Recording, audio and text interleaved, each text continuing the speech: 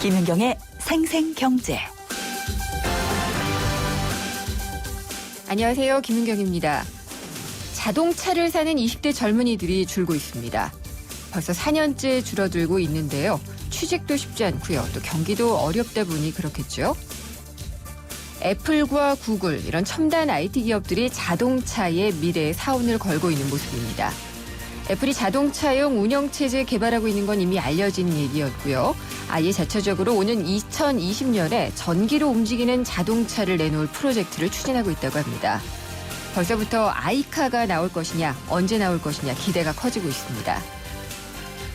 현대자동차와 삼성카드, 자동차 복합 할부 금융 수수료율을 놓고요. 다음 달부터 본격적인 협상에 들어가게 됩니다. 신용카드를 끼고 캐피탈사를 통해서 할부로 차를 사는 게 복합 할부 금융인데요. 현대차가 삼성카드의 이 수수료율을 좀 낮추자고 요구하고 있습니다. 자동차 1위는 현대차고요. 또 재계 1위는 삼성이죠. 마치 두 그룹 간의 자존심 대결처럼 보이기도 해서 주목됩니다. 김윤경이 뽑은 오늘의 생생 키워드, 자동차입니다.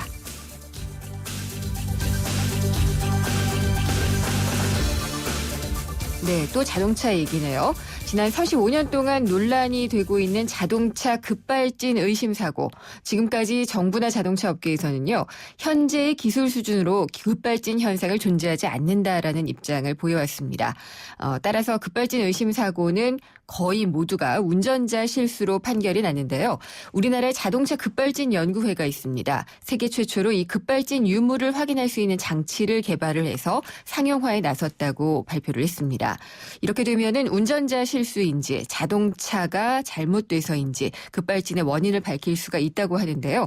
2부에서 자동차 급발진 연구회장 연결해서 자세히 들어보도록 하겠습니다. 그리고 보이스피싱, 스미싱이 엄청나게 발전하고 있습니다. 그래서 최근에는 이 스마트폰의 앱카드나 또 모바일 카드 같은 방식의 금융사기 피해가 더욱 커지고 있는데요. 특히 중국 연변에서 한국인을 타겟으로 조직적으로 활동하는 이른바 연변 모바일 갱이 있다고 합니다. 이들에게 입은 피해만도요. 지난 1년 동안 4천 명 이상이고 금액으로는 수백만 달러에 이른다고 하는데 과연 이 금융사기 수법은 어떻게 되고 있고 또 방지책은 없는지 3부에서 자세히 알아보도록 하겠습니다. 김은경의 생생경제 1부 시작합니다.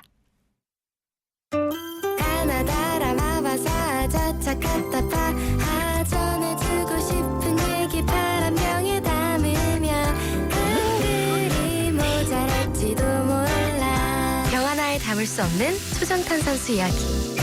파란을 일으키다. 초정탄산수.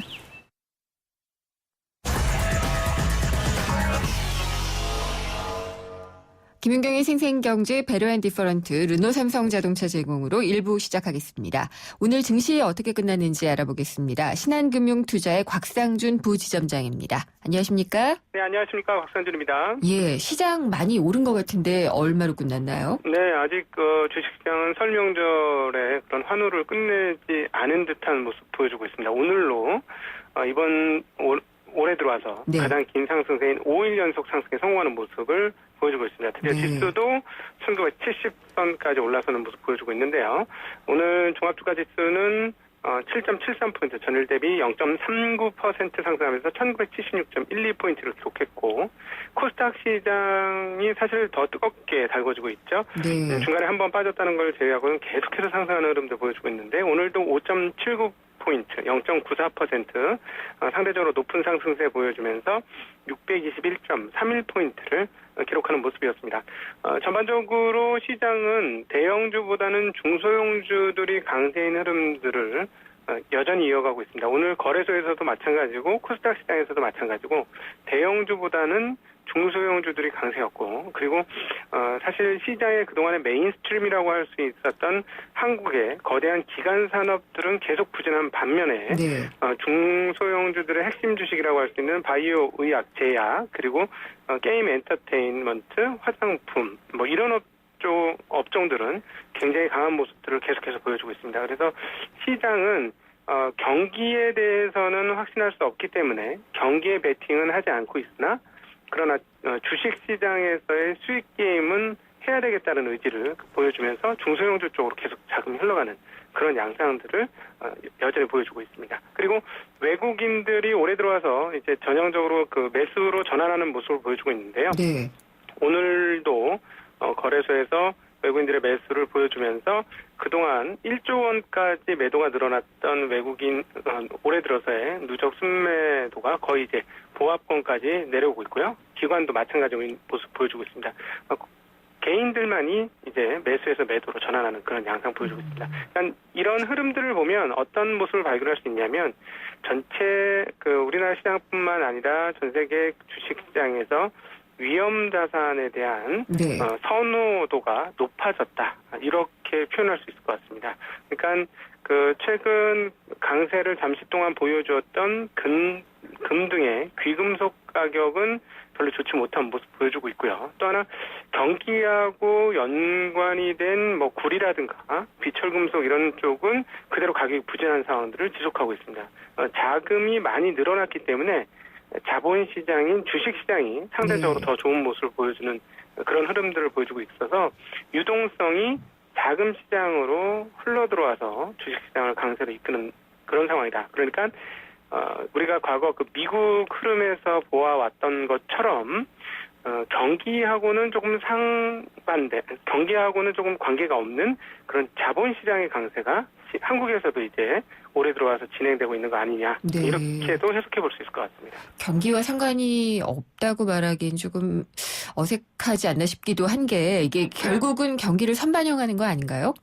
네, 충분히 원래는 그렇죠. 예. 근데 이제 미국 같은 경우도 뭐 충분히 뭐 그랬다라고 해석을 할 수 있습니다만 주식시장의 상승폭에 비해서 실물시장 경기 네. 회복은 굉장히 더뎠거든요. 그것은 그렇습니다. 그만큼 예. 통화량이 늘어났기 때문에 자본시장으로 흘러들어오는 자금은 많았던 반면에 예. 실물 경기에 대한 확신이 없기 때문에 실물 경기로에 대한 투자는 많지 않았다. 알겠습니다. 그렇다면 한국도 그럴 가능성이 있다. 그러니까 주식시장이 좋아지고 있으니 한국 경기도 좋아질 것이냐 하는 그런 기대감을 가지고 있으나 실제로는 경기 회복은 굉장히 더디고 네. 자본시장만 상대적으로 앞서가는 그런 그 어떤 불일치한 흐름들이 나올 가능성이 상당히 크다라는 점 올해 알겠습니다. 초반에 생각해 보게 되는 대목입니다. 예, 잘 들었습니다. 감사합니다. 네, 감사합니다. 신한금융투자의 곽상준 부지점장이었습니다.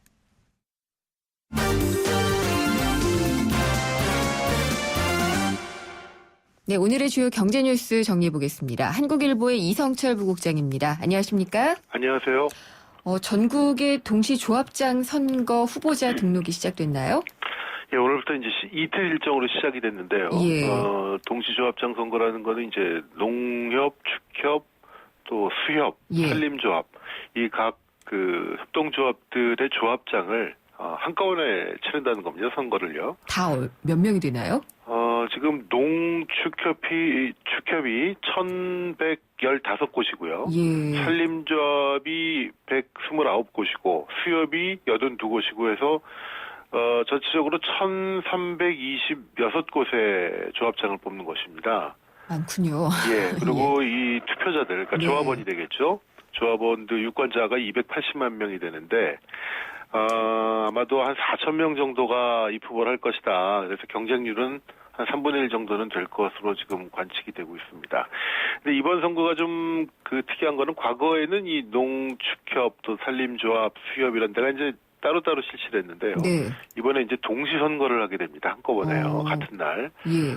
그리고 이거는 이제 중앙선관위가 주관을 하는데 국회의원 선거처럼, 그러니까 공직선거처럼 선거를 일괄 관리함으로써 이제 부정선거 방지하고 선거 효율, 선거 비용을 낮추고 효율을 높이고 하는 그런 취지로 동시선거를 하게 됐는데,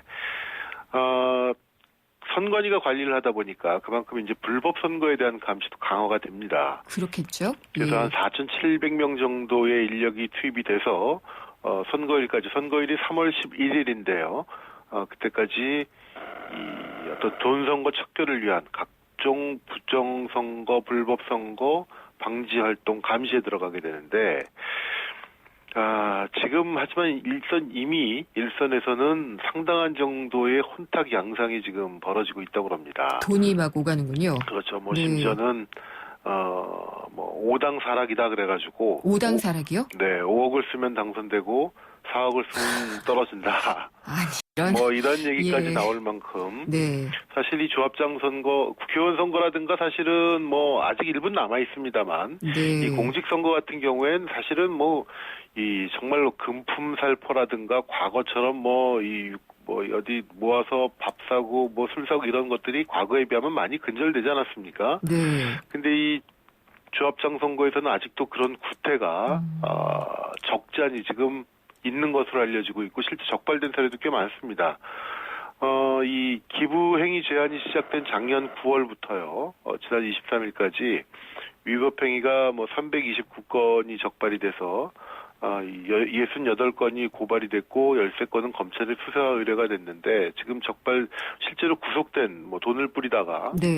구속된 사례 뭐 상대방 후보를 매수하는 사례도 있고 뭐 돈을 뿌린 사례도 있고 적잖이 예. 지금 구속 사례들도 나오고 있는데 그럼 대체 이 조합장 선거가 뭐길래 이렇게 돈까지 써가면서 예. 뭐 몇 그 억까지 질문 써가면서 드리려고 하느냐. 그랬어요. 예.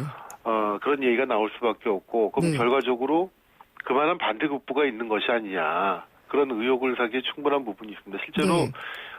이 지역에 내려가면은 조합장이 굉장히 중요한 기관장입니다. 유지고요. 예. 또 경우에 따라서는 뭐 그 지역 시장 군수보다도 더 우대를 받는다 뭐 그런 얘기가 있을 만큼 있는데 이게 사실은 조합이라는 곳이 기본적으로 조합원에 의해서 운영이 되고 네.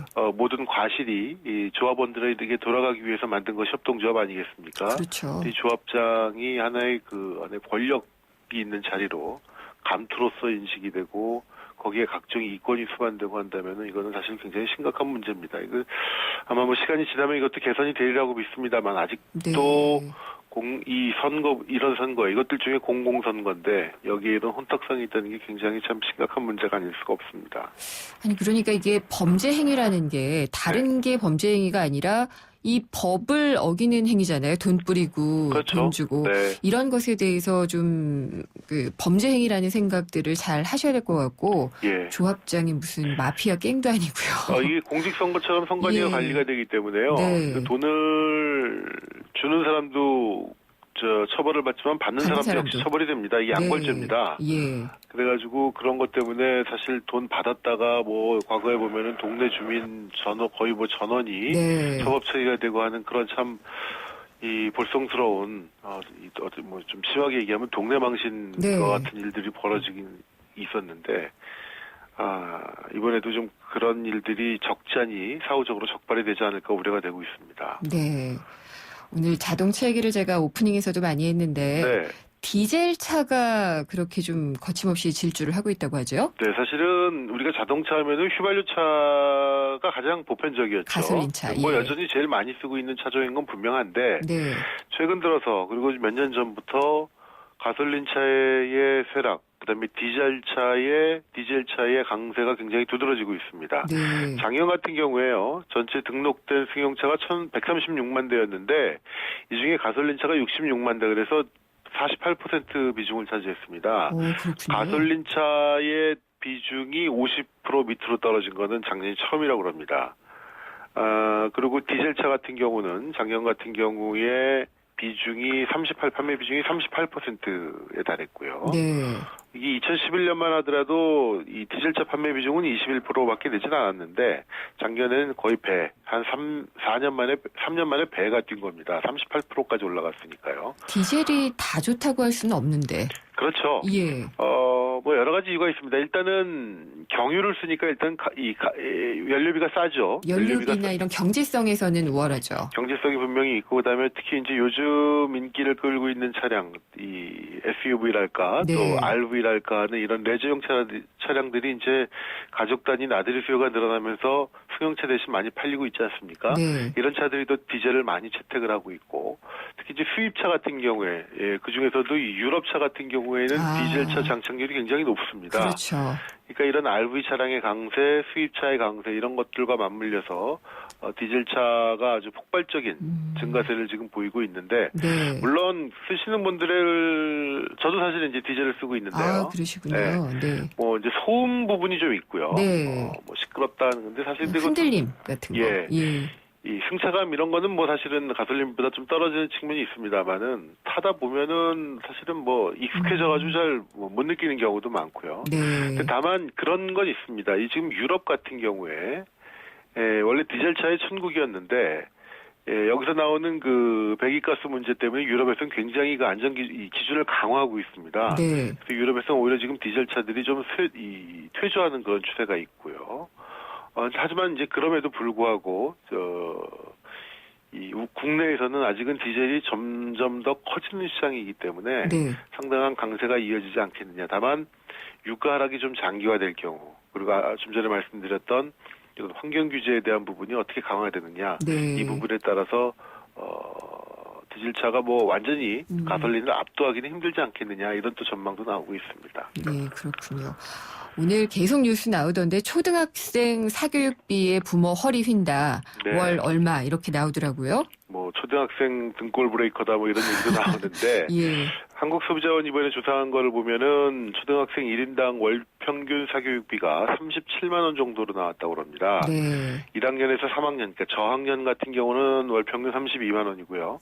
4학년에서 6학년은 43만 원이 든다고 하는데 아마 사교육비가 가계소득에서 차지하는 초등학생임에도 불구하고 가계소득에서 차지하는 비중이 이미 두 자릿수로 진입했다는 네. 얘기가 나오고 있는데 37만 원 이게 이제 전국 평균이기 때문에 서울이라든가 서울의 특히 뭐 강남 네. 뭐 이런 지역은 다르죠. 훨씬 이보다 높지 않을까 네. 뭐 예상이 됩니다. 주로 뭐 영어, 음악 이런 것도 배우겠죠? 영어가 제일 많고 수학, 음악, 체육, 국어 네. 이런 순위라고 합니다. 국어도요.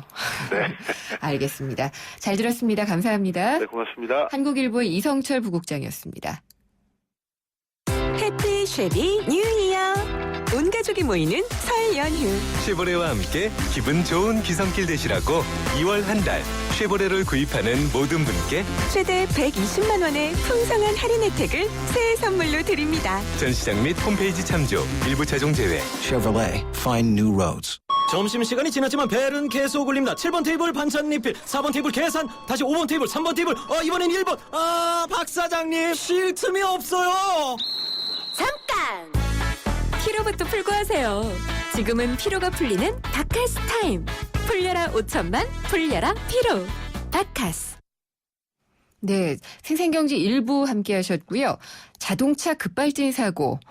정말 이게 누구의 잘못인지가 잘 가려지지 않아서 그동안에는 운전자 책임으로 다 뒤집어 씌워지는 그런 경향이 있었습니다. 그랬는데 이게 누구의 실수인지, 운전자의 실수인지, 자동차의 결함인지를 입증할 수 있는 장치가 상용화가 된다고 합니다. 자동차 급발진 연구회가 개발을 했다고 하는데요. 이게 어떤 것인지 2부에서 자동차 급발진 연구회장 연결해서 자세히 들어보도록 하겠습니다. 광고 듣고 돌아오겠습니다. 올해 중학교에 진학하는 민성이. 중국인 엄마를 둔 이른바 다문화 가정 어린입니다. 한때는 한글이 서툴러 친구들과 어울리기가 힘들었지만 이제는 의젓한 중학생이 될 날을 기다리고 있습니다. 하지만 민성이네 형편으로는 새 교복을 사 입는다는 게 큰 부담입니다. 여러분의 정성으로 교복을 선물하시면 어떨까요? 민성이와 같은 많은 아이들이 새 학년을 보다 밝게 시작할 수 있을 겁니다.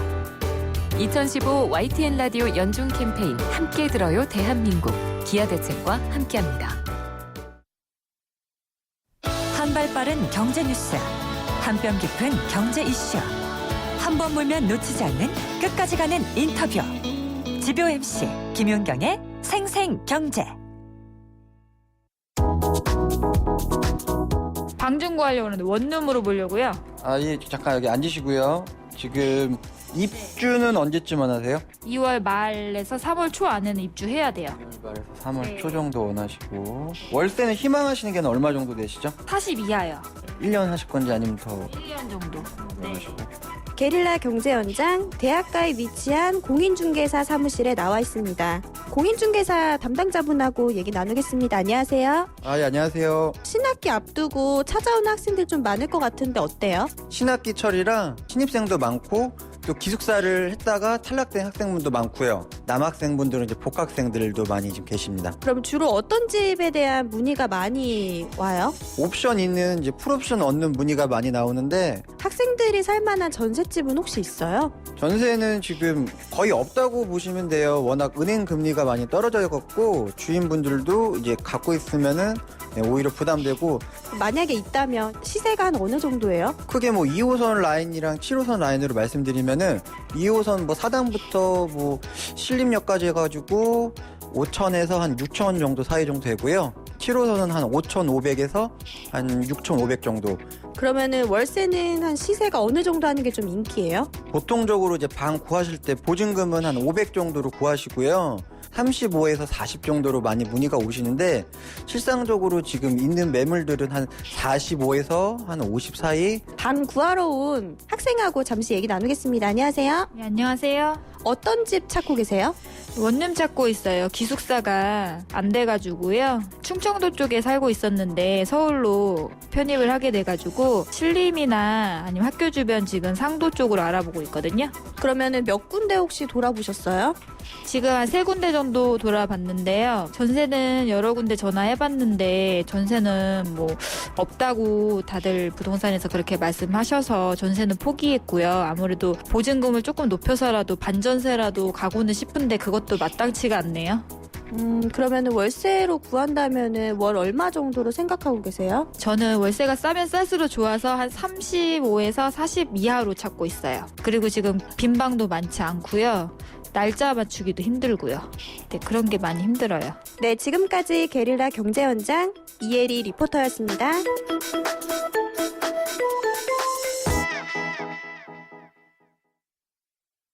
건축과 인테리어에 대한 모든 것 경양 하우징 페어. 건축 전시회 가자 꼭 가야 하는 곳 건축 전시회 가자 경향하우징 페어 2015년 2월 26일부터 킨텍스. 경양 하우징 페어. 기름값 아끼는 방법은? 조금씩 자주 넣는다. 싼 곳만 찾아서 넣는다? 아니, 원래 GS 칼텍스 요금에 가입하면 되지. 매월 주유권 10,000원이 무료니까. Good choice 광대역 LTA 올레. 자세한 내용은 올레닷컴 참조. 코웨이에선 정수기 필터 교체하듯이 오염된 매트리스 상단을 새 걸로 교체할 수 있대요. 우와! 게다가 미세먼지부터 진먼지 진드기까지 7단계로 케어해준대요. 위생까지 책임져야 진짜 침대다. 코웨이 매트리스 케어 렌탈 1588-5200. 김윤경의 생생경제. 오늘 당신이 꼭 알아야 할 가장 중요한 경제 뉴스는 자동차 급발진, 누구의 잘못인지 확인할 장치가 나온다는데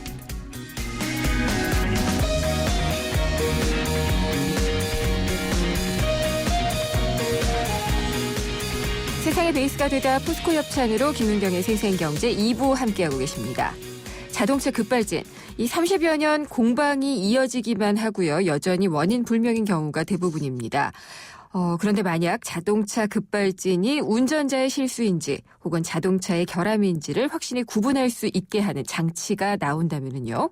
그것도 자동차 블랙박스처럼 우리가 쉽게 장착할 수 있는 거라면 얘기가 달라지겠죠. 그래서 이런 장치가 세계 최초로 상용화한다고요. 오늘 오후에 자동차 급발진 연구회가 발표를 했습니다. 구체적으로 어떤 것인지 굉장히 궁금한데요. 자동차 급발진 연구회 회장을 맡고 계시는 대림대 자동차학과 김필수 교수님 전화를 연결하겠습니다. 교수님 안녕하십니까? 네, 안녕하세요. 네. 오늘 이 급발진 사고요. 책임 소재가 누구에게 있느냐, 그러니까 이제 자동차에게 있느냐, 운전자에게 있느냐, 이 소재를 밝힐 수 있는 자동차 사고 기록 장치가 공개가 됐다는데 이게 어떤 건가요? 이 모델은 사실 작년 10월에 예. 이 프로토타입으로 만들어서 일부 발표를 했었습니다. 근데 오늘 발표한 것은 상용 모델입니다. 네. 당장 오늘 기자분들한테도 나눠드렸거든요, 하나씩. 예. 네, 직접 장착을 하시면은 예를 들어서 꼭 급발진이 아니더라도요. 네.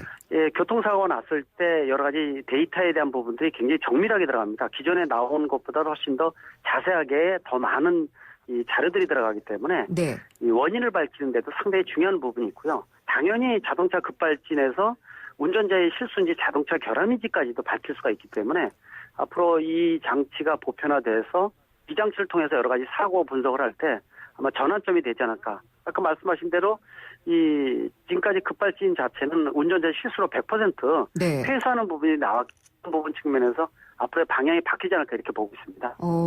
예, 이 급발진 문제는 정말 해결이 안 되고 있는 게 바로 그 문제잖아요. 운전자 잘못이냐 아니면은 네. 이 자동차 결함이라는 혐의는 있지만 입증이 안 되는 그런 거였는데 네. 이게 입증이 된다는 거네요. 이 장치로요. 네, 맞습니다. 물론 최근에 이 자동차 급발진 유사 사고가 발생을 하면은 약 80%는 운전자 실수고요. 네. 20%가 진짜 자동차 급발진이라고 저희는 판단을 하고 있는데요. 네. 운전자가 실수를 안 했다는 것을 증명할 수 있는 가장 중요한 것은 가속 페달이나 브레이크를 특히 가속 페달을 밟지 않았다는 것을 증명을 해줘야 되는데 그렇죠. 지금까지 가속 페달을 밟지 않았다는 것을 운전자 입장에서 증명할 방법이 없었다는 게 문제죠. 그러면 이 장치는요. 네. 그 가속 페달을 밟았느냐 밟지 않았느냐를 뭐 사진을 찍어서 보여주나요? 아닙니다. 데이터로 해줍니다. 데이터로요? 이 영상, 예. 일반 우리가 말하는 영상을 찍는 블랙박스가 아니라 네. 데이터가 저장되는 거기 때문에 이 운전자가 가속 페달 밟으면 바로 가속 페달 밑에 있는 센서에서 운전자가 몇 퍼센트를 밟았는지까지 정확히 퍼센트로 나옵니다. 네. 그렇기 때문에 운전자가 실제로 안 밟았는데 엔진룸 쪽에 있는 트로틀 밸브가 자동으로 열렸다. 네. 그거는 운전자의 의지와 관계없이 차가 이상 동작했다는 증거거든요. 그렇겠네요. 예, 아마 이런 부분들이 향후에 여러 가지 재판상에서 논란이 될 수 있는 어떤 이슈가 될 수 있는 그런 요소라고 분명히 볼 수가 있습니다. 아니 그러면은 이게 급발진과 관련해서 제가 10여 년 전에 취재를 했을 때도 이게 안 밝혀져서 굉장히 답답했던 점을 교수님께 인터뷰했던 적이 있거든요. 네네, 그렇죠. 근데 이제 드디어 밝혀지는 거네요? 맞습니다. 일부러 저희 연구에서 개발해서 보고를 한 이유 자체가 일단 가격이 저가여서 부담이 없어야 되고요. 네. 또 장착 자체도 운전석 밑에 있는 OBD2라는 커넥터가 있습니다. 예. 2010년 이후에는 모두 나와 있기 때문에 밑에다 그냥 꽂고 옆에 붙여놓으면 끝나는 겁니다. 아, 일반 그래요? 블랙박스보다도 훨씬 더 간편하게 예. 네, 장착도 가능한 부분이죠. 대신 이제 2009년 말에 OBD2가 발표됐기 때문에 OBD2라는 게 자동차가 실시간으로 움직일 때 각종 데이터가 저장하는 기능이 있는 OBD라고 그러는데요. 그게 보통 이제 그 자동차 보험사에서도 그걸 장착하게 하는 그걸 말씀하시는 거죠? 그렇죠. 예. OBD2라고 해서 그래서 2010년 이후의 차량부터 해당이 되고요. 네. 2009년 이전의 자동차는 이 장치를 장착할 수가 없습니다. 그렇군요. 네, 그런 한계점이 있지만은 최근에 대부분 신형으로 많이 바뀌고 있는 시점이기 때문에 네. 향후 지금 한 4, 5년 정도에 나온 자동차는 모두 다 이 장치를 탑재를 해서 알 수가 있다 이렇게 볼 수가 있습니다. 그럼 기존의 자동차 사고 기록 장치 우리가 EDR이라고 부르잖아요. 네. 요거와는 많이 다르다고 볼 수 있는 건가요? 그렇습니다. 사실 EDR은요. 예. 분석을 해도 운전자가 실수를 했다 안 했다는 걸 알 수가 없습니다. 전혀.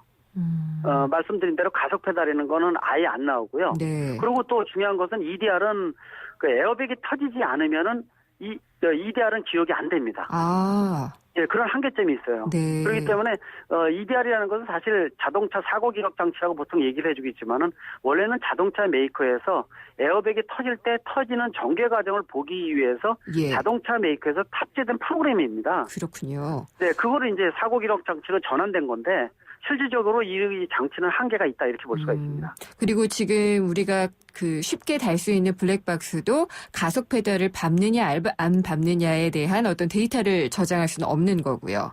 그렇죠. 네. 일부 이제 업그레이드 시키는 제품들이 나오기 시작을 했는데 대부분 우리가 알고 있는 블랙박스는 앞에 영상을 찍는 거기 때문에 네. 심증은 가더라도 물증이 부족한 거기 때문에 사실 급발진 문제가 생기더라도 퇴소할 수밖에 없는 이런 근거가 됐다 이렇게 볼 수가 있어서 이번 장치가 그래도 어느 정도 그런 부분을 해소할 수 있는 기여 역할이 되지 않을까 이렇게 기대를 하고 있습니다. 네, 그러면 이 자동차 급발진 연구회가 개발도 하셨죠. 개발도 하시고 네, 그렇습니다. 세계 최초로 이제 상용화하게 되는 이 모델의 가격은 얼마나 되나요? 저희가 지금 7만 원 미만으로 지금 책정을 해놓고 있습니다. 아, 예. 예, 그래서 일반 소비자가가 7만 원 정도면은 아마 예를 들어서 뭐 보험사나 이런 데서도 무상 장착이 가능하지 않을까 이렇게 보고 있거든요. 개인이 구매해서 장착을 해야 되는 건가요?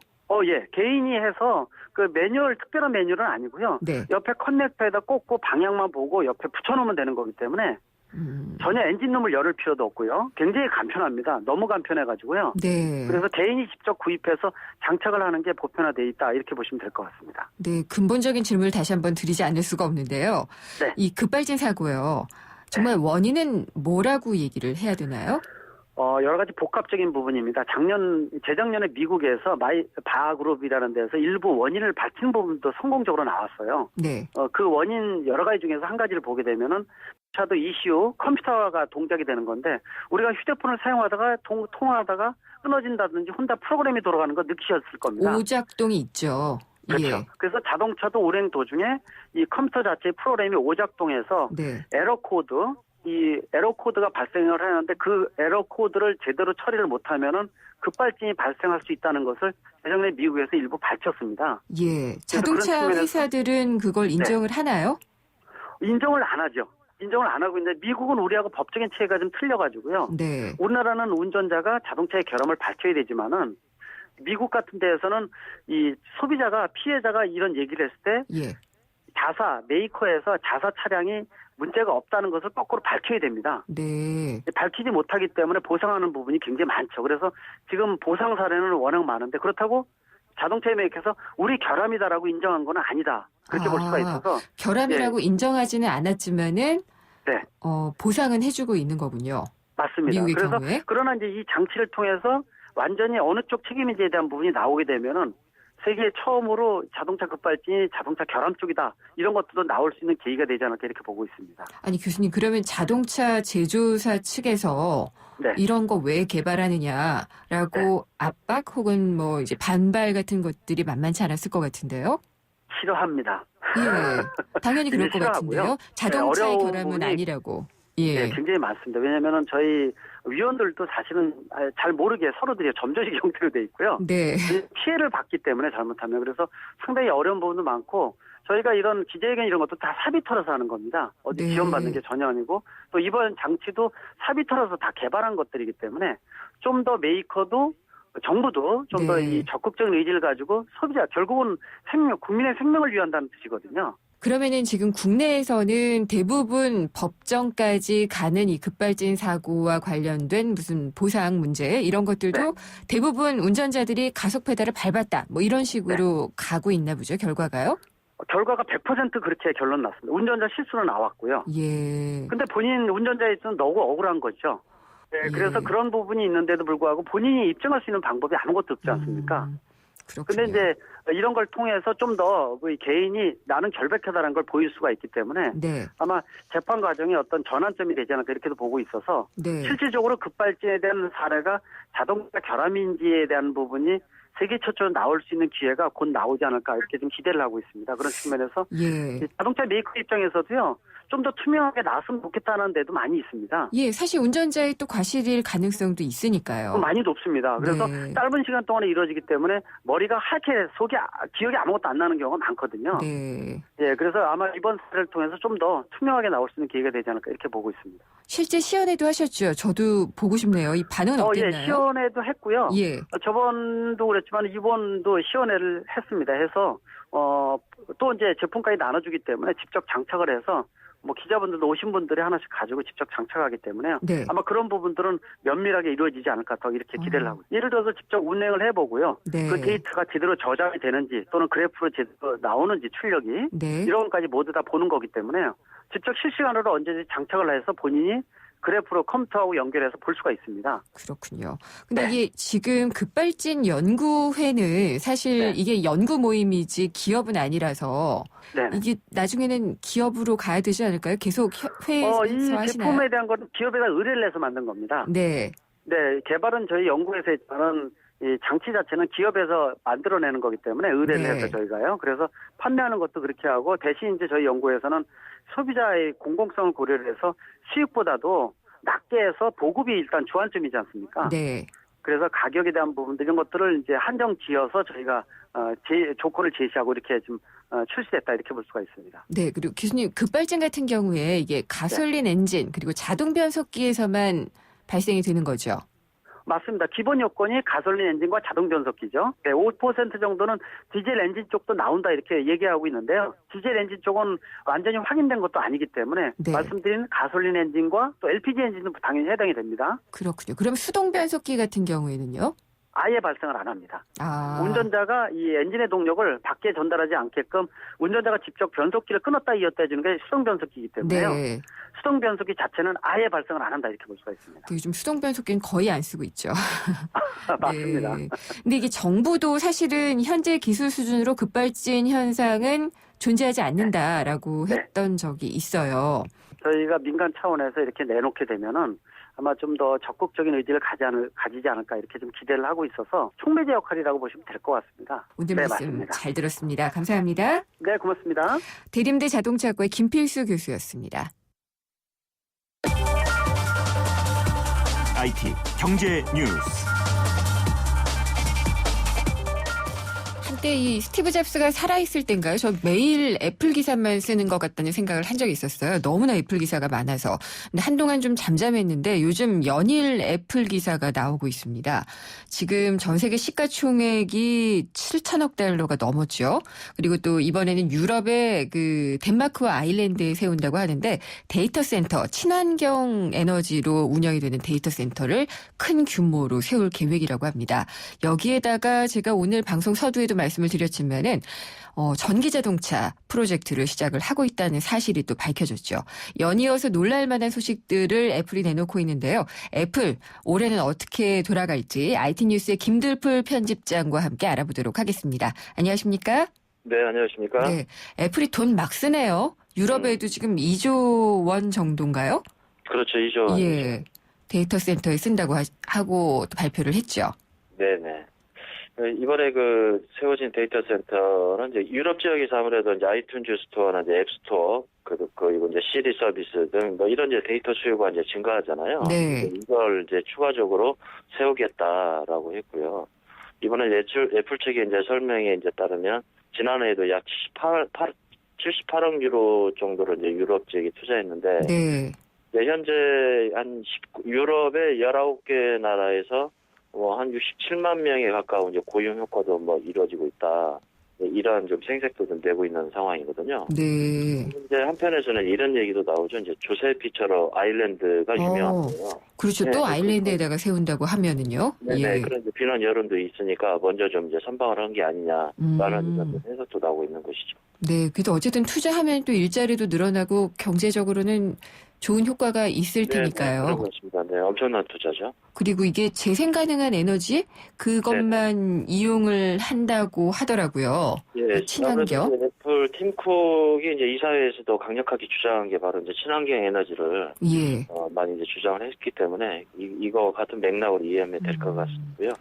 그리고 궁금한 게 이제 진짜 애플도 자동차를 내놓느냐예요. 아이카가 언제 나올까 다들 궁금한데 파이낸셜 타임스가 보도를 했죠. 자동차 네네. 프로젝트 진행 중이라고요. 이제 여러 해외 매체나 이제 국내 매체들도 이제 이거를 좀 얘기를 했는데요. 네. 놀랍죠. 근데 이제 이 팀 쿡이 1년 전부터 이제 승인한 걸로 지금 알려졌고요. 이 타이탄 프로젝트를 지휘하는 사람은 이제 포드 출신의 디자인 이제 스티브 자데스키랑 부사장인데요. 네. 앞으로 이 팀 인력을 한 1,000명 정도를 늘릴 계획이라고 지금 전해지고 있는데요.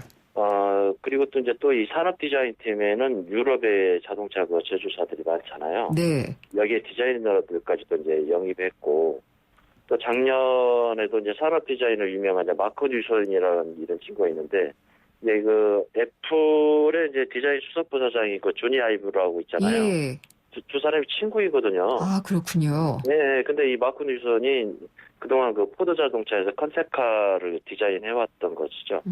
한때는 그래서 그런 얘기가 있었대요. 그 자동차 업체들에서 애플에서 다 빼가가지고 네네. 왜 우리 인력들을 다 빼가느냐라고 했는데 드디어 이런 걸 하고 있는 게. 예, 근데 이제 이거 제소하기도 했고요. 미국에서 예. 프로젝트가 중단되기도 했고 그랬었죠.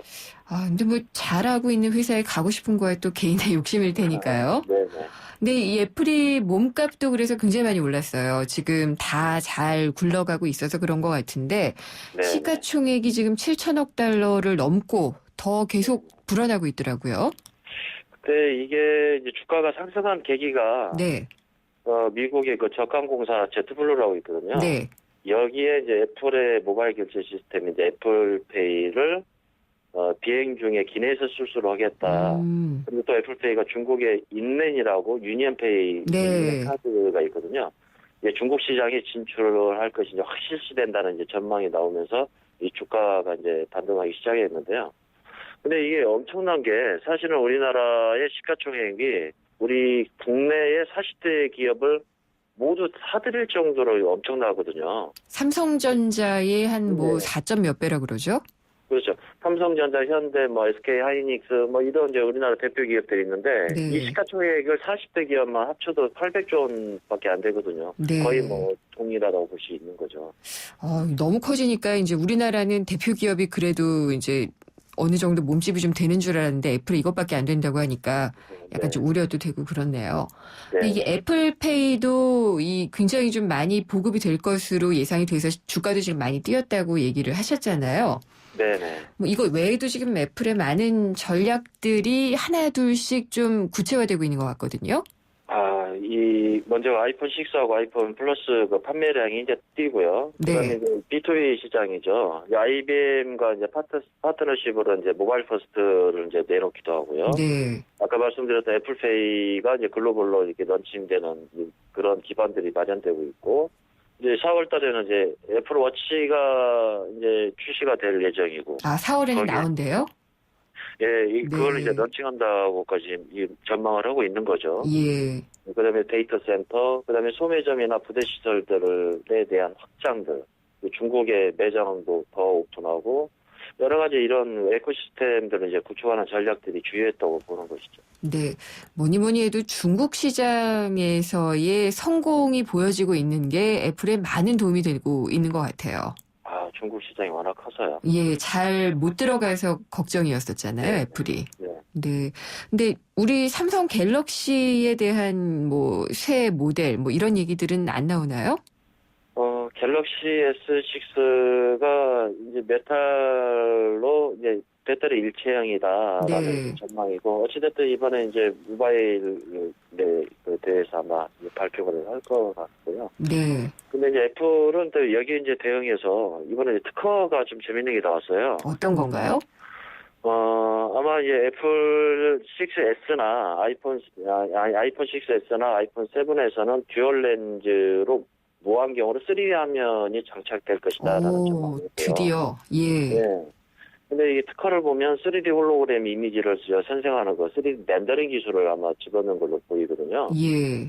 근데 첫 번째로는 렌즈에 이제 빛을 얻어서 레이저 빔으로 사물의 각도를 잘 잡아서 3D 홀로그램을 생성시키고, 심지어는 이 특허에 보면은 5개 압력 센서들이 보이거든요. 네. 그러니까 손가락의 움직임을 감지해서 손가락으로 여러 가지 왼쪽 오른쪽 움직이는 이런 것들이 특허에 지금 나와 있거든요. 그러면은 이런 3D 그 홀로그램이요.